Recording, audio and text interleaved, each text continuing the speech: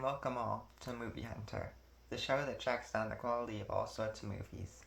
My name is Hunter, and today in the 12th episode, our target is Spider-Man 3, produced by Columbia Pictures, Marvel Entertainment, Laura Ziskin Productions, and distributed by Sony Pictures Releasing. The film began production immediately after the last one, with the original plan being to wrap up Harry Osborn's character and having Sandman as a sympathetic villain. Vulture was also considered for the film to be an accomplice of Sandman, with Ben Kingsley in negotiations for the character, though was ultimately cut. Due to producers' persuasion, Venom and Gwen Stacy were also added. The film released in the US on May 4th, 2007, about 3 years after the last one, and about 5 years after the original. However, the film was first released in Japan and 15 other countries on May 1st, 2007, to go along with Japan's holiday known as Golden Week, and was released on May 3rd, 2007 in China to prevent market growth in unlicensed copies of the film. Sam Raimi returned as the director, and so did Alvin Sargent for the screenplay, alongside Sam Raimi and his brother, Ivan Raimi. Laura Ziskin and Avi Arad returned as producers, along with Grant Curtis. Bill Pope returned as the cinematographer, and Bob Murawski as editor. The story was by Sam Raimi and Ivan Raimi, and was composed by Christopher Young. As always, the film was based off the comic book character Spider-Man by Stan Lee and Steve Ditko. Many actors returned, including Tobey Maguire, Kirsten Dunst, James Franco, Rosemary Harris, Cliff Robertson, Willem Dafoe, J.K. Simmons, and of course Stan Lee. The cast also includes Thomas Hayden Church, Topher Grace, Bryce Dallas Howard, and James Cromwell. The film earned $890.9 million on a budget of $258 to $350 million, which is the highest of the trilogy, and earned many records, such as the highest grossing film worldwide in a single day, and the third highest grossing film worldwide of 2007. Despite this, the film was received the most poorly of the trilogy, with most reviews being mixed, average, and even negative. However, it is worth noting that I have seen many defenders of this film as of late, and some ironically granted, but just as many, or even more, with genuine praise. Nonetheless, the film was nominated for 26 awards, of which it won 1 of. The film also received a video game tie-in, and a 4th film was being worked on until Sam Raimi couldn't come up with a script that he felt good about, possibly with some responsibility being the fact that he disliked this film, and a 5th and 6th film were considered. However, nothing ended up happening, and Sam Raimi told Sony to go ahead with a reboot, which would become the Amazing Spider-Man duology. Now, this is the part of the video where I would recap the premise of the movie. But this movie is very complicated in its plot progression, so I will still try my best to recap the film, but both because I want to keep this brief and because I will be talking about the fact that the plot is so complicated in just a minute, please excuse me if I leave out a few details. The film follows Peter Parker after the events of the second film, wanting to propose to his girlfriend, Mary Jane. Also, Harry Osborn, after finding his dad's Green Goblin stuff, starts a fight with Peter, ending in him whacking his head and getting amnesia, forgetting everything about Peter being Spider-Man and his father being Green Goblin. Also, an escaped convict named Flint Marko, who robs to afford treatment for his sick daughter, evades the police in a science test thing with sand, making him Sandman. Also, a meteor crashes near Peter without him realizing, and a symbiote named Venom attaches itself to Peter, and eventually his Spider-Man suit, which enhances his abilities and negative emotions, and helps him take down Sandman after learning that he was Uncle Ben's true killer. Also, a man named Eddie Brock threatens Peter's job at the Daily Bugle when he begins taking photos of Spider-Man, but Peter is able to oust him as a fraud, and later Eddie becomes infected by Venom when Peter tears it away from him, realizing its danger. The final fight includes Eddie Brock teaming up with Sandman to kidnap Mary Jane, leading to Spider-Man having to save her with the help of Harry Osborn with the Green Goblin gear after his memory was restored. The film ends with Venom and Eddie dying, as well as Harry, Sandman being let go by Peter, and Peter and Mary Jane end up together again. Well, let's just get right to it and discuss the biggest glaring issue. There are too many plot lines. Plain and simple, no matter how you cut it, there is simply too much going on in the film to be able to have the film progressing at a smooth pace. To be somewhat fair, it seems as though the producers of the film are somewhat to blame for this, as it is reported that Venom and Gwen Stacy both weren't originally intended to be in the film, but rather had to be convinced of to Sam Raimi. I won't spend too much time on this point, as its effects will be evident in the other sections of this video, but in summary, this results in a confusing story progression, the individual plots not having room to fully expand upon their concepts, and leaving things easy to be forgotten. Some things definitely should have been cut or moved to a future film. The next thing I'd like to discuss is Peter Parker and how he is very different from the one that is depicted in the previous films. In the first film, Peter learns not to use his powers for selfish reasons. In the second film, Peter learns that being Spider-Man is his responsibility, a bit of a rehash of the first film, but with the additional message of Peter wondering whether or not that means he'll ever get anything he wants. This film seems to try and tackle Peter being comfortable in his role as Spider-Man, but to a more egotistical degree. The message seems like an easy one to carry out. Simply have Peter relish in the attention he gets, and it eventually gets to the point where he is unable to talk about anything other than himself, and finally having him be humbled and learn his lesson. Plus, if you want to incorporate Venom, have Peter neglect learning this lesson at first, similar to how he initially avoided his lesson in the second film by not being Spider-Man for a while. Then have Venom attached to him, giving him increased abilities and negative emotion that drive this idea of his egotism being a good thing even further, before finally having his flew too close to the sun moment and learning his lesson. However, this film completely fails that message by having Peter right off the bat being incredibly egotistical right from the beginning, with the worst moment being when he kisses Gwen Stacy as Spider-Man in front of a crowd including Mary Jane, who he plans to soon propose to. Then, on the date where he is planning to propose to Mary Jane, she tries to express her troubles to him about how she was brutally fired from her job, but he can't stop comparing her situation to his own, and then rambling about his life. My problem with this all comes before Peter is infected with the symbiote, and this doesn't feel like Peter from the previous films at all. Peter was never a conversational genius, but he was able to pick up on context clues, and especially should be able to recognize when to not start randomly talking about himself, when a friend, much more his girlfriend who he hopes to soon marry, is trying to process some troubling information. And because the symbiote does eventually infect him, he becomes even worse and begins going out of his way to upset Mary Jane by showing up to her new workplace with his new girlfriend Gwen Stacy. This is just so counter to the Peter that we know, and the more I think about it, the more I realize how counter this center message runs to the core of the previous films. The very center of this message is that Peter relishes in the idea of being Spider-Man, but the previous two films were very adamant about how bad being Spider-Man is. In the first film, Peter isn't able to be with his longtime crush, who is now wanting to be with him because of Spider-Man. In the second film, Peter goes through a horrible depression because of the responsibility of being Spider-Man, preventing him from doing anything else in his life, and making him judged by everyone for it, because they can never know that he is Spider-Man, and he just has to deal with the fact that everyone thinks he is lazy. And now we are supposed to believe that being Spider-Man is a great thing.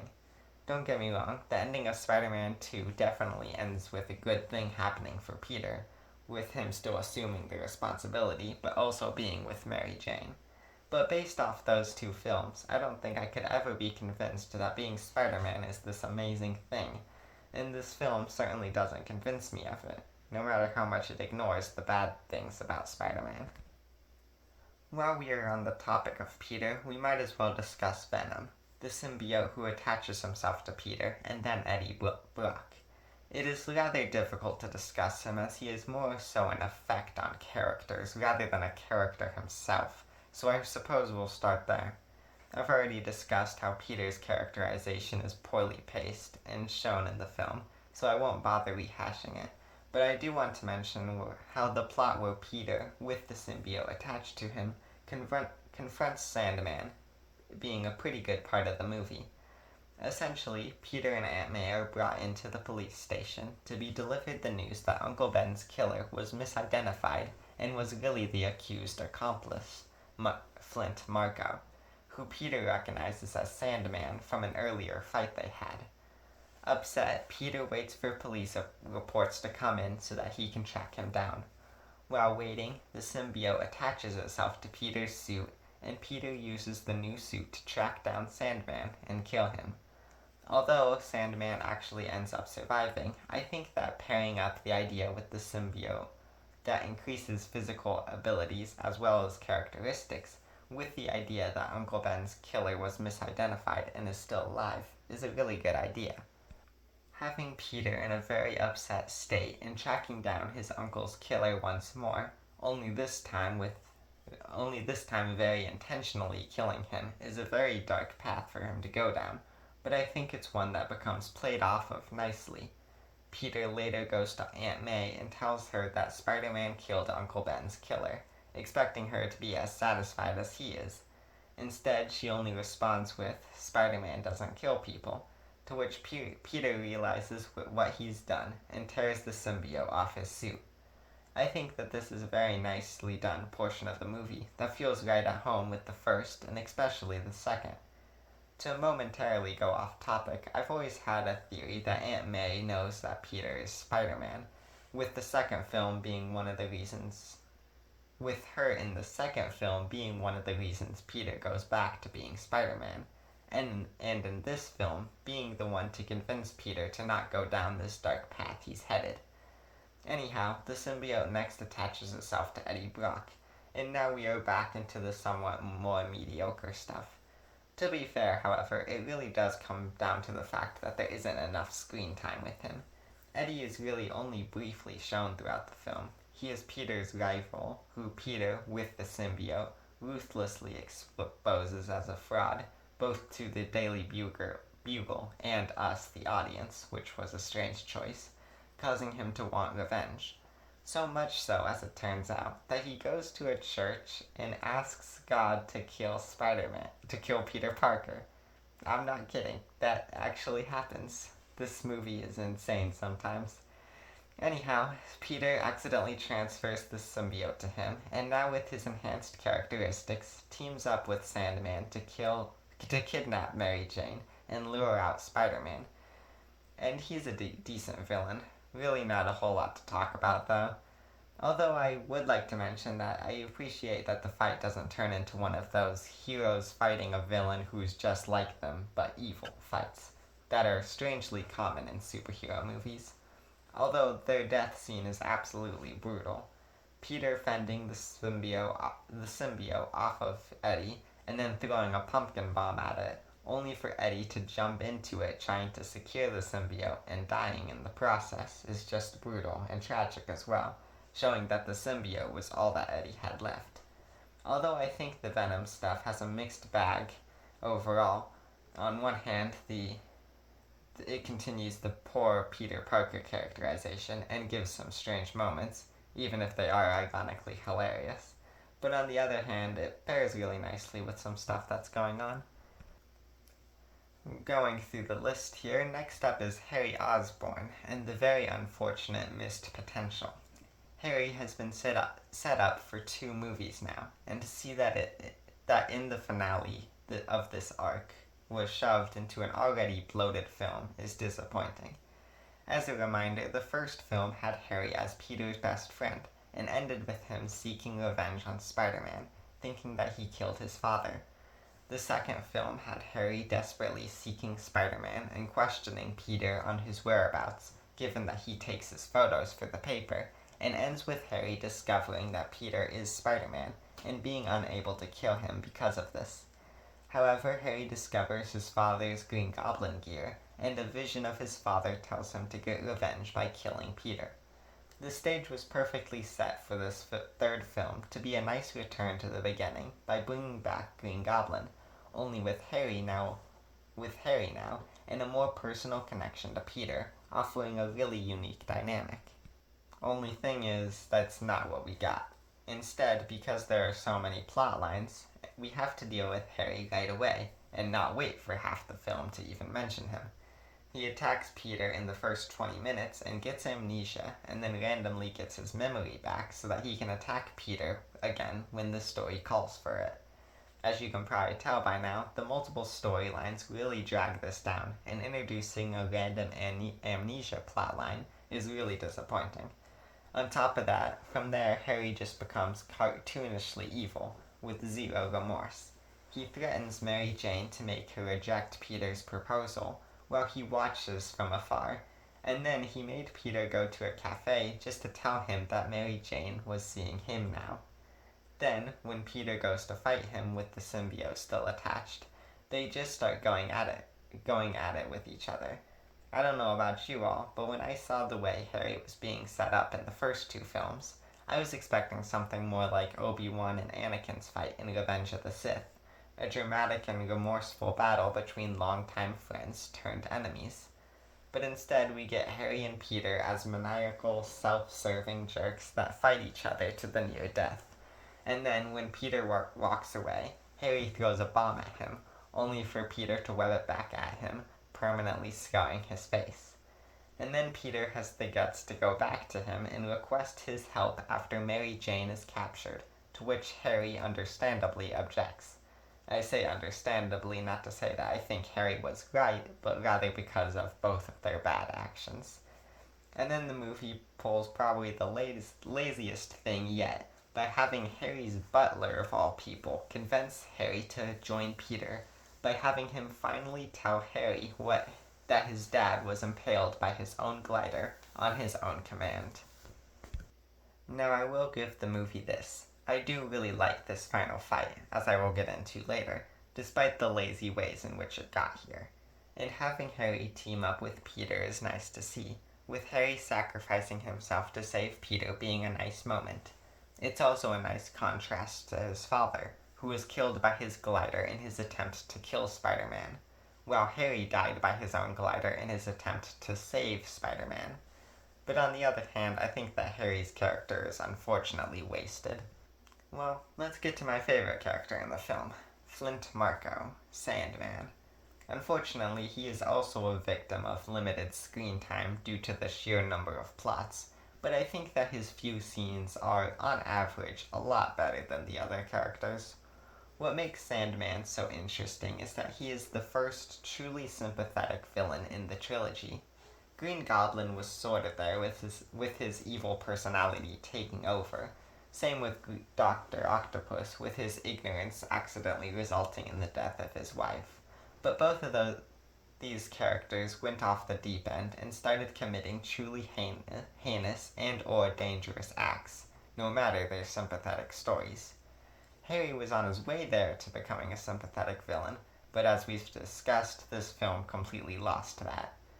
But Spider-Man has none of that. Sandman has none of that stuff. All he does is rob banks, and he does it because he has a sick daughter who he needs to pay a lot of money for her treatment. This is where the limited screen time really affects him, as we only ever see his child and ex-wife once. A lot of that is left up to interpretation, such as why his wife divorced him or what disease his child has. On top of that, I'm mixed on the fact that he was Uncle Ben's true killer. I think that the scene, for the most part, makes a lot of sense for his character. He doesn't want to do the things he does, and so when confronted by Uncle Ben, who tells him to drop the gun and go home, he reasonably freezes up, knowing he can't drop the money, but he also can't bring himself to kill a random stranger. My problem is that the reason he does kill Uncle Ben is because his accomplice startles him, and since his finger is on the trigger, he shoots Uncle Ben. I don't know what exactly should have been different, but for such a complex decision Sandman has to make, having him decide because of such an impersonal action feels like a lazy withdrawal in the script. However, things pick up again when the finale comes around. It makes sense that he would join Eddie in taking down Spider-Man, as the last time he confronted Peter, he tried to kill him. And when Eddie and Harry die and Sandman and Peter are the ones left standing, there is a very somber scene that goes a long way in trying to redeem Peter. Sandman explains what happened with his daughter and with Uncle Ben to Peter, and then states that he doesn't ask Peter to forgive him, just to understand. And then Peter states that he's done terrible things too, and forgives Sandman, letting him get away. I wouldn't say that it's enough to redeem Peter, but it is a great ending to Sandman's character, who is easily the best thing in this movie. While we're on the topic of the end of the movie, let's discuss it a little bit further. I've already talked on this topic a lot in the other sections of this video, so I'll keep it brief. But in summary, I think that the finale is one of the best parts of the film. Peter and Harry teaming up to take down Venom and Sandman is a great concept for a final fight, even if it doesn't take all the necessary steps to get there.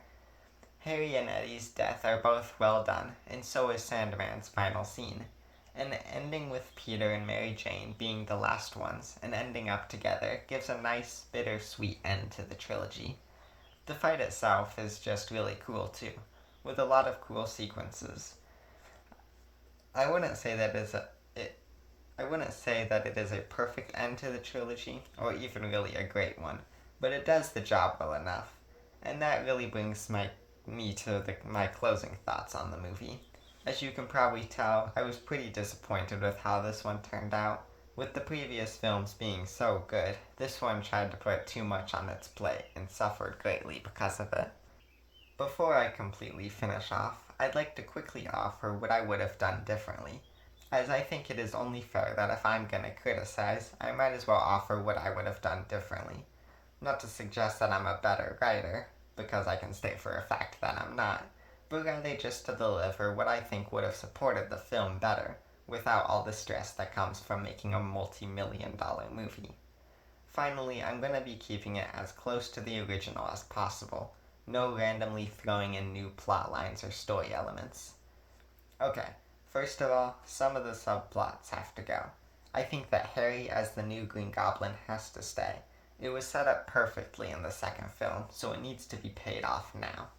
Sandman and Venom/Eddie pair nicely together, but their main problems were their limited screen times, so I think that pushing them off to a fourth movie would be better. Secondly, I think bringing back the idea of the Vulture would be beneficial, by introducing a villain that offers just a pure evil villain, as opposed to the more sympathetic qualities in Green Goblin and Dr. Octopus. I think the plot of Spider-Man would be having to deal with Vulture building an evil device to destroy New York, and Harry joining him to destroy Spider-Man. Perhaps the device could be a repurposed device that Dr. Octopus built, but only this time purposely built with the intention of destroying the town. Meanwhile, Peter's plot would still consist of him being somewhat arrogant with his newfound confidence in being Spider-Man, which results in him being ignorant to Mary Jane's problems, and her deciding that they should split up for a while. To incorporate Mary Jane in a slightly bigger to incorporate Gwen Stacy in a slightly bigger way, she could serve as a new girlfriend for Peter, ultimately ending with him realizing that she can't replace Mary Jane. Through his loss of Mary Jane and his friend in Harry, he would become humbled and learn to not be arrogant in his fame. Meanwhile, Spider-Man would try and avoid hurting Harry, and eventually persuade him to join him by telling him what really happened to his father. The final battle would involve Peter and Harry taking down the Vulture before his machine destroys the town. That's about all I got. I mentioned pushing some things off to a fourth film, and I could elaborate on that, But honestly, I just think it would function similar to this one, but being able to better flesh out the Sandman and Venom stuff, with the lack of dealing with the hairy and arrogant Peter stuff. In the end, I give Spider-Man 3 a 6 out of 10, bordering on a 5 out of 10. I think that there is still a lot of good stuff to not just dismiss the film entirely, but there is a lot of disappointment that prevents it from being all that great. I suppose I should rank the trilogy really quickly. Last place, this film. Real big surprise there. Second place, the original. I know I said in my Spider-Man 2 review that I preferred this one, but upon reflection, I think that the second one is better. That is not due to any fault of this one, though. Still a great time. First place, the second film. Honestly, on par with the first one in just about every way, that I could easily change my mind about this ranking again. I think the reason I previously said that this film was worse than the first was because it had lower lows than the first film, despite its higher highs. A few weeks after watching it, though, I realized that I'm more so able to overlook those elements now and just appreciate the good stuff. Overall, despite its rocky ending, I really enjoyed watching the trilogy, and I'm excited to watch the rebooted duology next. But that is for another day. Well, that's all, folks. I hope you enjoyed, and feel free to share any opinions you had on the movie. A new episode releases each week, so stay tuned to see which film I cover next. And in case I don't see you, good afternoon, good evening, and good night.